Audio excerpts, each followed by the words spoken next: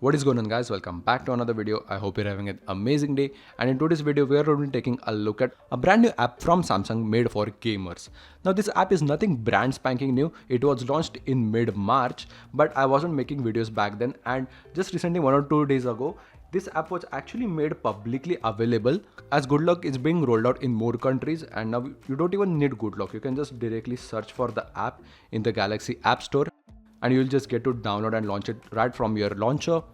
So just install it right away. Until it installs, we'll just quickly take a look at its description. Gamepad remapping, GPU settings, adding more apps as games. Target is this application will be available on Android 15 and higher Samsung devices, but for now I think this app correctly supports only Galaxy S24 and S25 series, and the support will be added for the S23 series once it will get its own official One UI 7 update, which will be very soon. The app has been installed, so let's just open it. And the app is also added onto the normal app screen. You don't need the Good Lock. Fancy animations. Let's just give its permissions.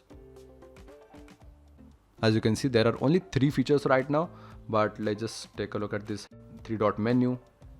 These are the credits. App version is 1.0.00.22.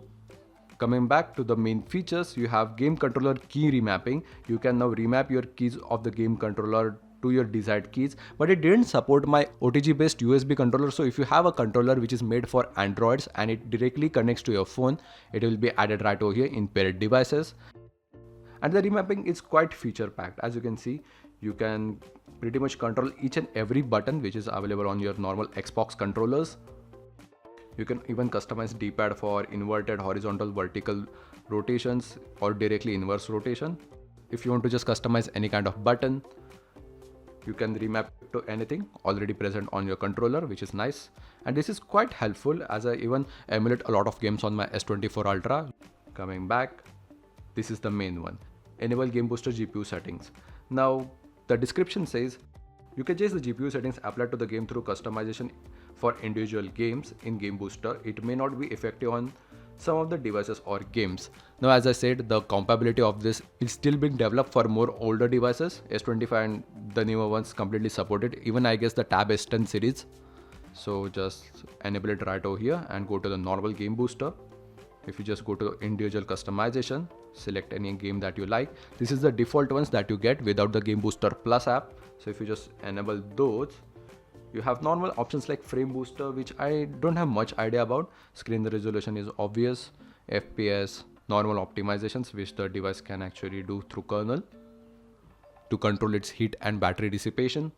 So coming down, you have pre-transform. Now this is a bit of a complicated feature to just explain, but basically what it does is it's a technique where a Vulkan application handles rotations directly in its rendering pipeline instead of relying on Android Compositor, which is the Surface Flinger. So basically it will actually reduce the GPU overhead, hence you will get better latency and more battery life. That's a very basic way to explain it. It's a very good feature Samsung has added. Then you have texture filtering just like your PCs, what you get in NVIDIA App Control or the AMD Radeon. Now I haven't actually explored this feature a lot as I don't have any kind of high textured games. In PUBG, I didn't actually notice that much of a difference, but if you have a smaller VRAM phone like a base Galaxy S24 or S25 which has 8 gigs of RAM, and if you're playing something big like Genshin Impact, this should actually help a lot. And you have multi-sampling anti-aliasing, which you can select up to 4x. Now on paper this is a very heavy option even for PCs, and it's a older anti-aliasing method, but in PUBG I did actually notice quite a lot of improvement.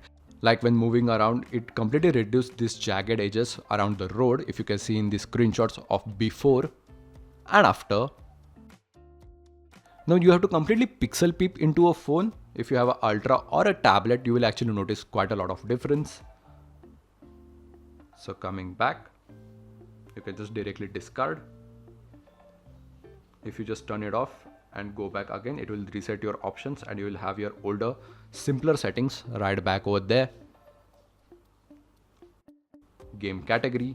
You can add few of the apps which are GPU based but don't actually consider them as games. So if you have any kind of indie titles or smaller rendering apps, you can just directly add them right over here and optimize them however you like. And yeah guys, that's pretty much it for the Game Booster Plus app from Samsung. I hope you guys found it helpful. If you liked it, please drop a like and be sure to subscribe for more updates like this. See you guys in the next one.